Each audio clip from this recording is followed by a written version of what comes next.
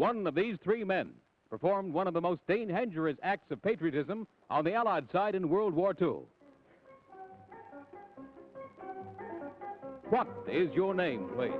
My name is Erickson. What is your name, please? My name is Erickson. What is your name, please? My name is Erickson. Two of these people are imposters. Only one of them is the real Erickson, and is the only one sworn to tell the truth. Now, here is our host, Bud Collyer.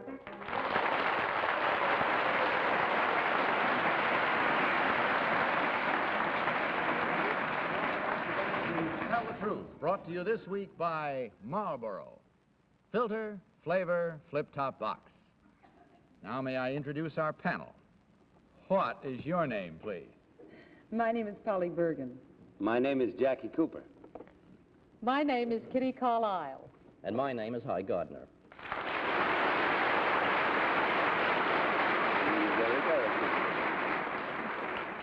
Now, these three gentlemen all claim to be Erickson. Only one, of course, is the real Erickson. The other two have merely assumed that identity.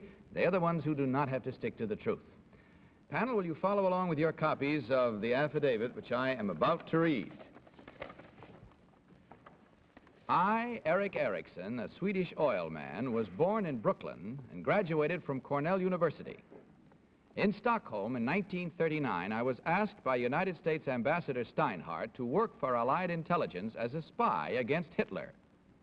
Posing as a pro-Nazi businessman, I traveled in wartime Germany for some 4 years. I visited many of the enemy's vital synthetic oil refineries with the approval of the dread Gestapo, and even succeeded in fooling Gestapo Chief Heinrich Himmler himself in a face-to-face interview in Berlin. I was once forced to watch the execution of a woman agent with whom I had worked closely. This work, combined with other intelligence and air reconnaissance, helped Allied strategic bombers to repeatedly attack and cripple the Nazi oil industry and thereby bring the war to a speedier conclusion. My career in espionage is told in a book published a few weeks ago. The book is called The Counterfeit Traitor, signed Erickson.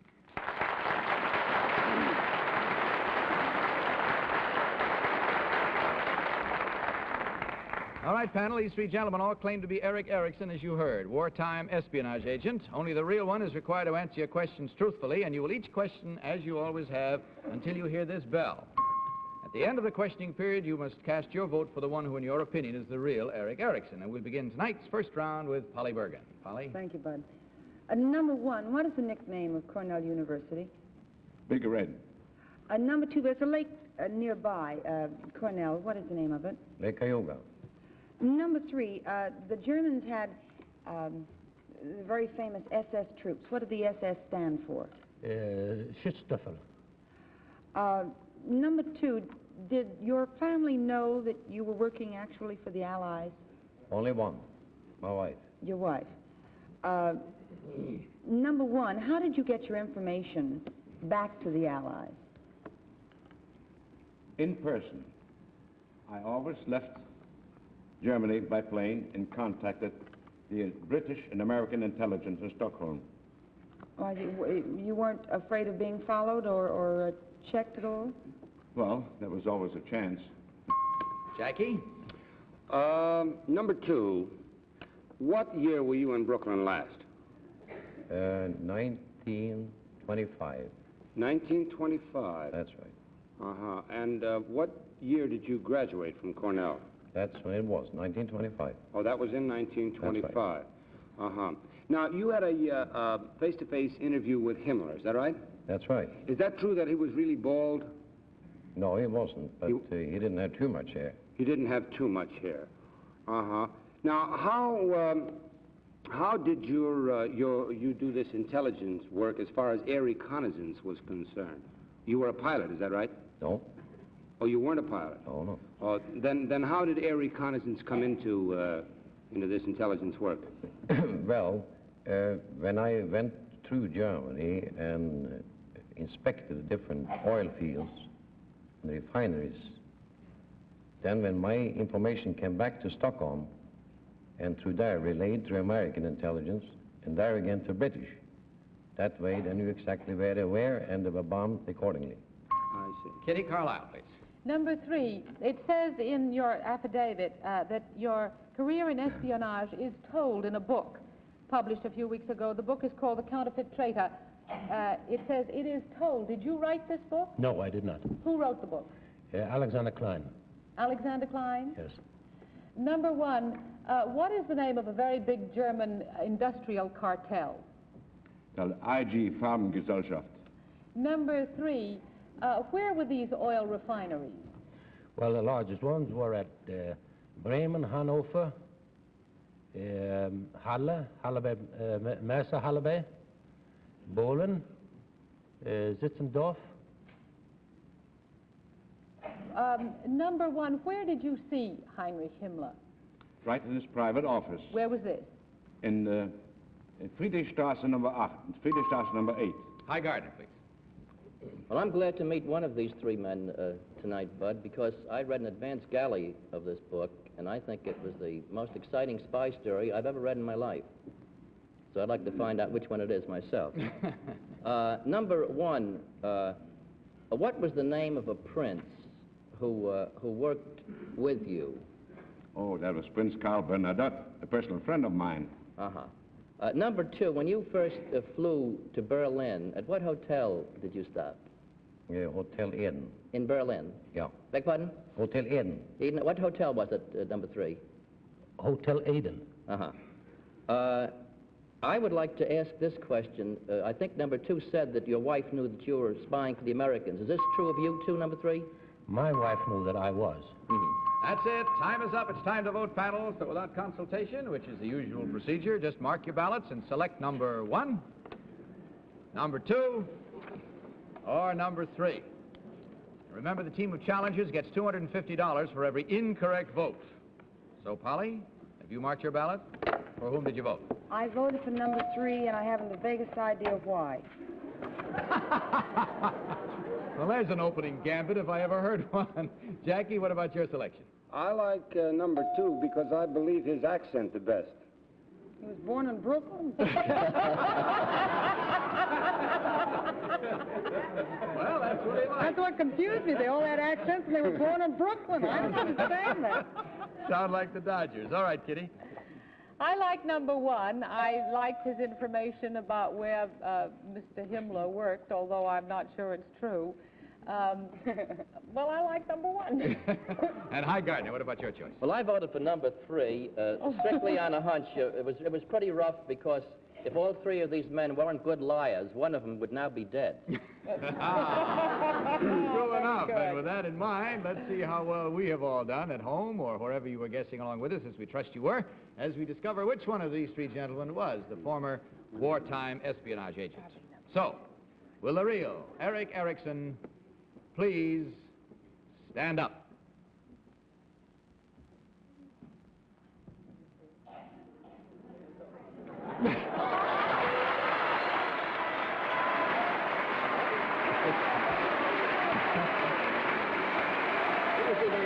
To let it now. Thank you, sir. Number 1, would you tell us who you really are and what you do, please? My name is Carl Rhodes. I'm a retired hosiery and lingerie buyer, and I also am currently modeling for the Dale Garrick Agency here in New York. Thank you, sir. And number 2, what about you, sir? My name is Lars Nordvik. I'm from Norway originally. At the present, head waiter at the Stockholm restaurant, New York City. Well, we thank you very much. And in checking the score, we see there were exactly 2 incorrect votes at $250 each for a total of $500 from Marlboro. Thank you very much, gentlemen. Hope you had fun. We enjoyed having you here. Good night and good luck. Thank you.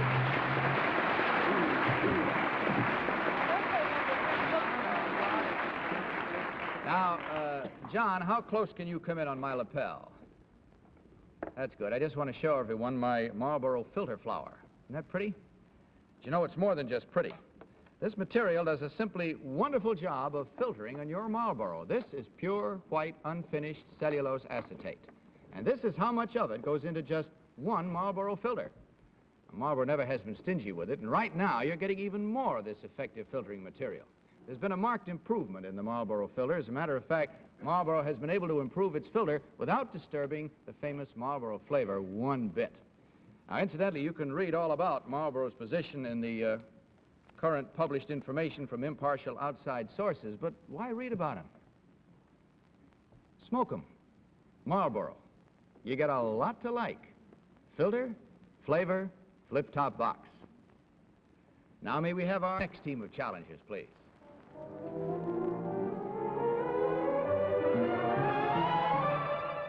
One of these young ladies was the first woman pilot in the Israeli Air Force. What is your name, please? My name is Yael Finkelstein. What is your name, please? My name is Yael Finkelstein. What is your name, please?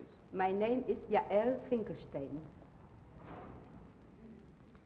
With your affidavit copies before you, please follow along, panel. I, Yael Finkelstein, am a reserve pilot in the Israeli Air Force. I am the only woman in the Air Force who holds the rating of Dakota Captain.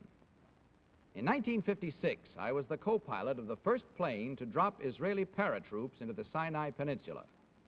At present, I am flying domestic route for Arkia, the domestic carrier of El Al Israel Airlines. I am a full-fledged commercial airline pilot. Signed, Yael Finkelstein.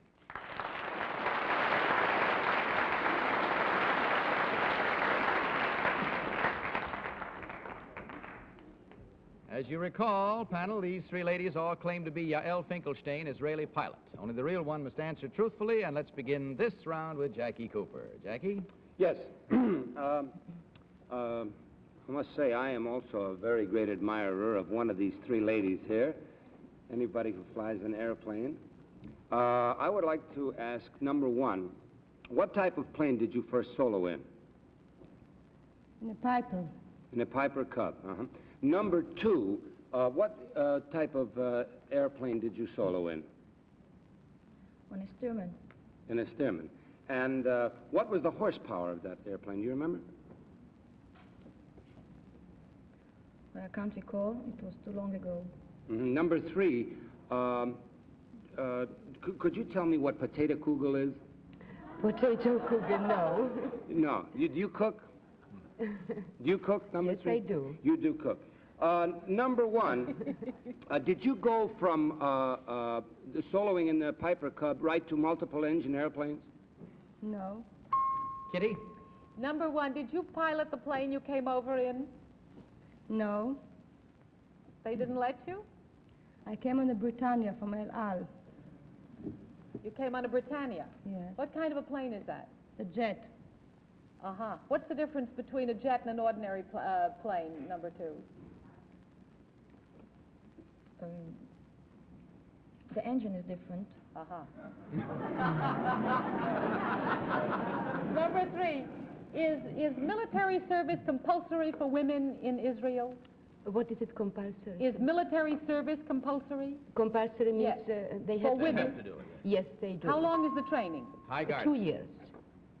Number two, the El Al, is that the way you pronounce it? Yes, El Al yes. Israel Airlines hold the record for the fastest time between Tel Aviv and Idlewild. Can you tell me what that time is? Well, now there's a new record that was made on my flight over from Paris to New York. It was 9 hours and 46 minutes. And who was the pilot of that plane? Captain Ben Simon. Number three, and what type of plane was it? It was a Britannica jet. Britannica jet. Is that jet propelled or a complete jet plane? A complete. Complete. Polly? Number one, in the Israeli army, are the men and women in the same squadrons? Yes. Number two, do they eat together and work together in the army? Why, yes. Well, it is unusual because we don't do it here. She looked like her. Well, it's not a harm, you know. Number three, number two. Do you refer to an officer by his rank in the army? What do you mean? Do you call, if he's a captain, do you call him captain, or if you know him, would you call him by his first name? No, always by his rank. Number three, who is the head of the Israeli army? Of the men's Israeli army or women's Israeli army? Oh, are there two? Well, no, just the prime head. Shabir Akasi. Aren't you glad you asked? That's it. Our time is up now, and it's time once again to vote. So without consultation, will you mark your ballots and select number 1, number 2, or number 3? Okay, Polly? All set? For whom is your vote cast this time, Polly Bergen? Oh, I don't know. It's between 1 and 2. I mean, 1 and 3. Number 2 was a little slow on the difference between a jet and an ordinary plane, which for a pilot to me was a little unusual. Number 1 and number 2 answered all the information as far as I know correctly, so it was a matter of just going eeny, meeny, miny, mo, and 1 looked more like Mo than... Jackie? I voted for number 3, even though she doesn't know what potato kugel is, because I don't think 1 and 2 know anything about an airplane. All right. Kitty Carlisle, what about your selection? That's pretty good. I want to change my vote. No. I voted for number 3. Well, she had the kind of far-seeing blue eye that I associate with pilots. The wide blue yonder. Hi, Gardner. Well, I voted for number 2 for the very reason that Polly didn't. I think that most of the flyers I know fly high and fast when they're up and are very slow on the ground. All right, there you have it. Let's see if we're right or wrong, because we'll discover right now which one of these 3 ladies is the real Israeli pilot. So, will the real Yael Finkelstein please stand up?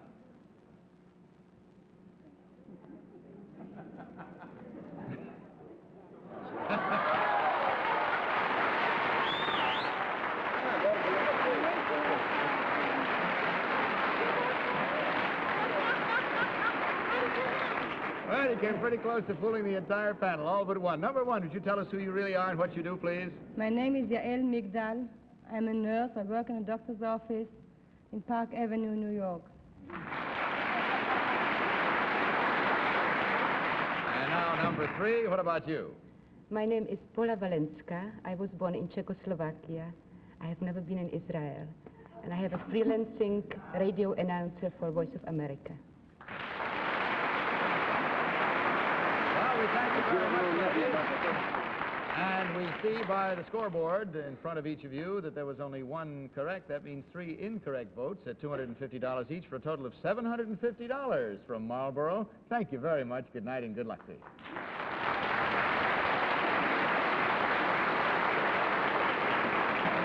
Now, we'll be back in just a moment, but first let's take a look in on our favorite Marlboro girl, Miss Julie London, who sings about her favorite cigarette.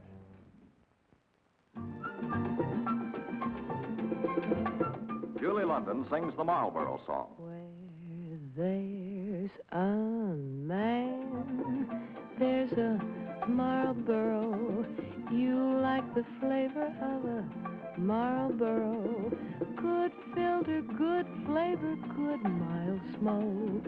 Make yours the filter made by Marlboro.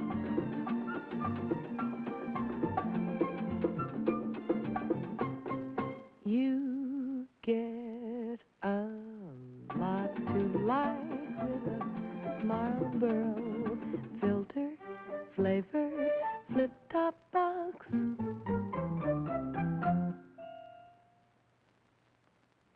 Now, may we have our 3rd team of challengers, please?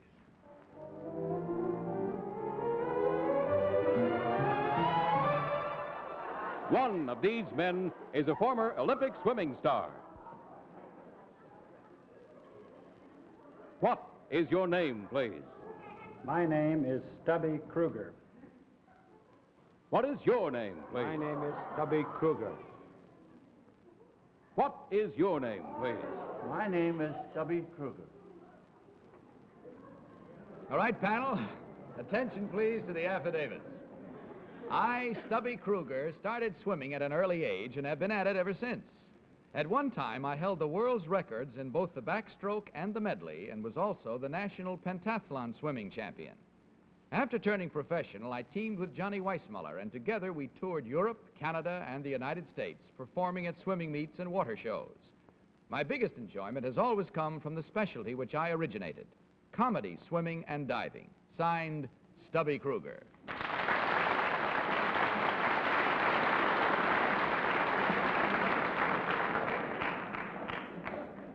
All right, panel, these three bemedaled gentlemen all claim to be Stubby Krueger, Olympic swimming star. Let's begin this round with Hi Gardner. Hi. Number one, a very famous comedian, used to be a lifeguard in Chicago and also did some comedy diving. You know who that was? Yes, that was Lewis, Joey Lewis. Number two, would you know? That'd be probably Joey Lewis. Number three? I didn't hear the question.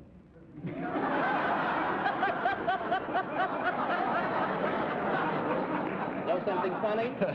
I accept that answer.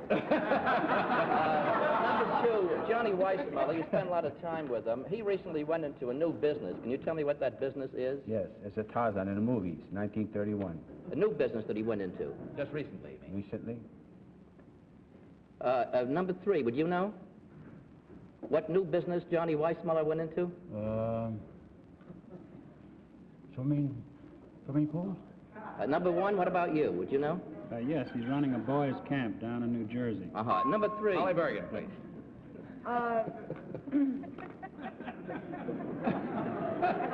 Number one. It's an old sack dress. Number one. What year did Wally Siebert win the world's record of backstroke? That was in 1924. Number two. What year did Wally Siebert win the backstroke record? 1928. Number three. What is the name of Johnny Weissmuller's son? Johnny Weissmuller. Number three, Buster Crabbe is a very famous swimmer. That isn't his real name, is it? Who, you asked me? Yes. No, that's not his real name. I think his name is Larry Crabbe. I'm amazed you didn't ask him about the costume jewelry, but you did. Jackie? Number one, did you appear at the World's Fair with Johnny Weissmuller? Yes. Number three, what year was the World's Fair with Johnny Weissmuller? Never mind. Number two. 1939. What is that? 1939. 1939. Number two, is it true that Johnny Weissmuller was unable to break his old record when he was swimming up there in the show at the World's Fair? Yes. That is true. Kitty? Number one, who designed your bathing suit? I designed them and make them myself. Number two, when you were standing up there, you were wearing a lot of things. Are those medals? Yes. Well, what's the sort of safety pin for? Want to hold my pants up?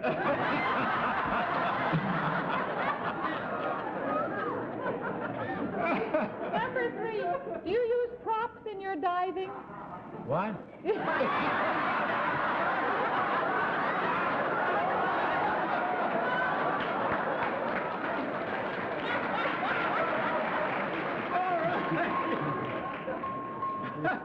I have to call time. Always leave them laughing when you call time. Oh. It's time to mark your ballots, panel, so if you will do so, please, and select number one, number two, or number what? Three. Okay, have you marked your ballot? Polly, for whom did you vote? I voted for number three. Actually, for the first time in my life, I have a very good reason. I asked number one and number two what year Wally Siebert held the backstroke record, and they both gave me years, and he happened to be the head dancer in my television show. But you didn't ask number three. Well, why ask him? I already know him. And also, I didn't have the time to wait. Jackie Cooper, your vote, please. Well, I voted for number one because I think number two's a weightlifter from the way he's built, and I don't know what number three is. Kitty, what about your vote? I voted for number three. Well, I figured if he's a diver, it's conceivable he could be a little bit deaf, maybe. All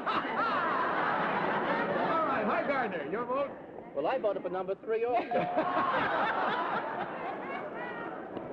In the first place, I think that in his own quiet way, above water, he came up with a lot of right answers. And besides, I think he looks just lovely in that sack bathing suit. Okay, there we have it, the votes and the reasons for them. Let's find out right now, without any further ado, which one of these gentlemen is the real Olympic swimming star. So will the real Stubby Krueger please stand up?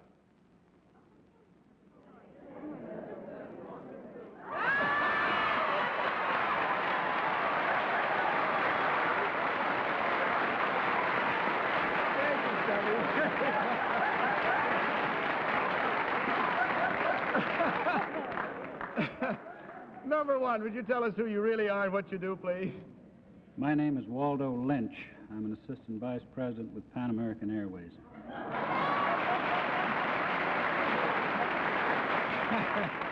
And number two, what about you? My name is Walter Podolak. I am a physical instructor in the El Runs Gymnasium, and I used to wrestle professionally under Golden Superman. I was close. Well, there we are. There was only one incorrect vote for a grand total of $250 there from Marlboro. Thanks very much, gentlemen. Hope you had fun. We did. Good night and good luck.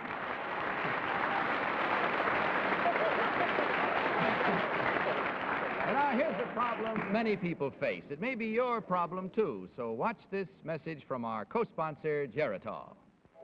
Here I am, out for an evening of pleasure. And I feel so tired I can hardly keep my head up. You're wondering why you feel so tired, June, aren't you? The reason may be iron deficiency anemia, or as we call it, tired blood. Check with your doctor. And if tired blood is your problem, to feel stronger fast, take Geritol, the high-potency tonic that begins to strengthen tired blood in just 24 hours. Just 2 tablespoons of Geritol liquid or 2 Geritol tablets contain twice the iron in a pound of calf's liver. In only 1 day, Geritol iron is in your bloodstream, carrying strength and energy to every part of your body. So if tired blood is your problem, take Geritol liquid or tablets every day. You'll feel stronger fast within 7 days or your money back. Now there's just time for a few social notes. First, of course, thank you, Jackie, for sitting in with us. I enjoyed it. Come again whenever you're in New York. And you, Polly, have a nice trip to Las Vegas. Thank you. Polly is going to put on a show for 3 weeks out at the Riviera, I believe. Are they happy I'm working or glad I'm You'll be pinch hitting for Red Skelton out there, and needless to say to anyone who goes to Las Vegas, good luck, Polly. Thank you. And Miss Betty White will be here from Hollywood, sitting in for you while you're away. That's all. Good night, panel. Good night, Bud. And this is Bud Collyer saying good night from Marlboro and reminding you to tell the truth. Good night. To Tell the Truth is the Mark Goodson, Bill Gardner production, in association with the CBS Television Network. Miss Bergen stars by Will.